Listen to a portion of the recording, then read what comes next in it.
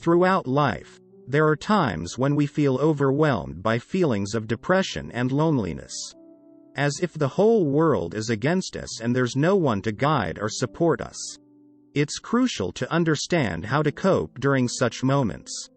Unfortunately, many people experience life as a constant battle, almost like it's them against the universe. However, viewing life as a competition with the universe is an unwise approach. It's not a battle one should choose to engage in. This mindset of me versus the universe is not just an unhealthy competition but a detrimental psychological state. The philosophy of yoga offers insight into this situation. Yoga, beyond its physical aspects of stretching and poses, fundamentally means union. It's about realizing that even in our loneliest moments, we are still connected to the world around us. Consider this. Even when you feel completely alone, you continue to breathe, right? This means you are constantly interacting with the world. You may struggle to relate to the people around you, but you still have a relationship with the air, the food that sustains you, and the water you drink. Your existence is in a continuous state of interaction with the universe. However, if your mind adopts the stance of being opposed to or in competition with the universe, then even minor challenges can seem insurmountable. When you perceive every small thing as a battle against the cosmos, life's minor hurdles can feel overwhelmingly crushing. The key is to shift your mindset from opposition and competition to one of engagement and unity with the world around you.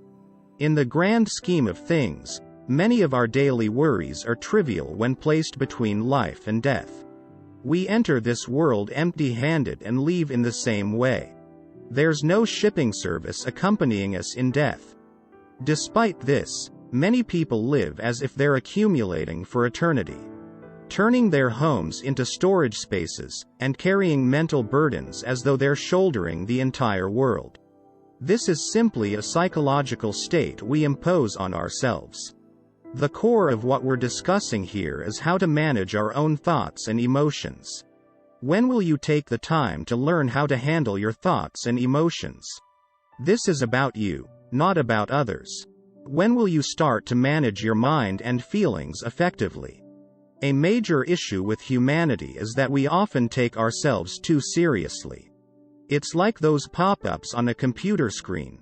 We are similar to those on the planet. We appear briefly, then disappear. Yet, we fail to recognize this transient nature.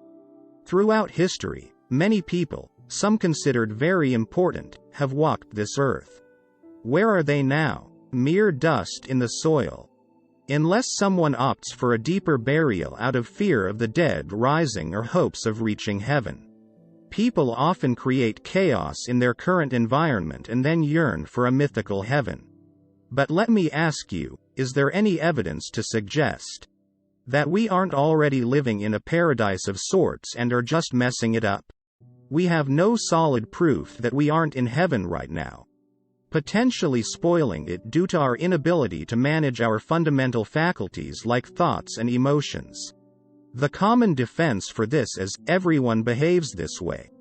But that's the kind of reasoning you'd find in an asylum, where only the doctor seems out of place. So, the question arises: when will you learn to control your thoughts, emotions, body, and chemistry? Will it be late in life? This mentality that spirituality or self-improvement is reserved for old age, when you're past your prime for anything else, is misguided.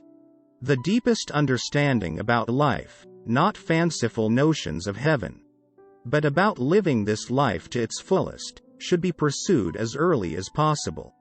This knowledge is essential for a meaningful life. When are you going to address your issues? It's essential to recognize that these aren't just random problems. They are opportunities for us to handle our responsibilities and challenges effectively.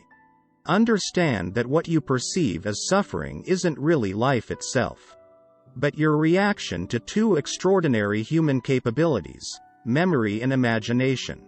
Our rich memory allows us to relive experiences, making our lives fuller than any other creatures. Our imagination lets us envision futures and possibilities. Yet, it's these same faculties that cause us distress, lingering on a memory from a decade ago or worrying about the future. So, what are we really asking for when we complain about these faculties?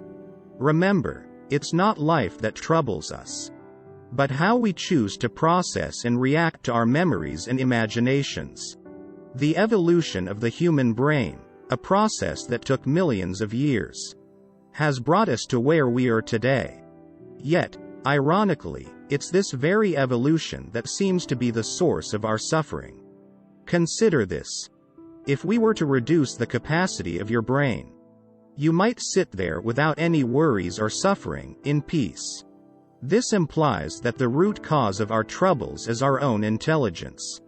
We've been given a highly complex machine, our brain, but many of us haven't taken the time to understand how it works. We're trying to navigate life without having read the user's manual for our brains. It's particularly crucial for young people to understand and learn to manage this intricate machinery. If you don't know how, there are tools and methods available to help you master it. In life, facing numerous issues signifies that you are leading an active, engaging life. The absence of challenges might imply a lack of vitality. One thing you must resolve in your life is to ensure that you, yourself, are not the problem. We can handle various issues as they arise, but your own being shouldn't be the source of those issues. Whatever challenges come your way, you should be equipped to face them with the understanding that you are not the issue at hand. Thank you so much for joining me in this journey of understanding how to navigate life's complexities with the extraordinary machine that is our mind. Remember, it's not the challenges around us that define our experiences, but how we choose to respond to them. Before we part ways, if you found value in our discussion today, please consider liking, sharing, and subscribing for more insights and strategies on mastering your inner world. Don't forget to hit the bell icon to stay updated on our latest content. Your thoughts, experiences, and insights matter to us. So, please leave a comment below sharing how you deal with life's challenges, or any strategies that have worked for you. Let's continue this conversation and grow together. Remember, you're not just a part of creation. You're a creator in your own right. Embrace this power, and let's make the most of this incredible life we've been gifted. Until next time, keep exploring, keep learning, and keep growing. See you in the next video.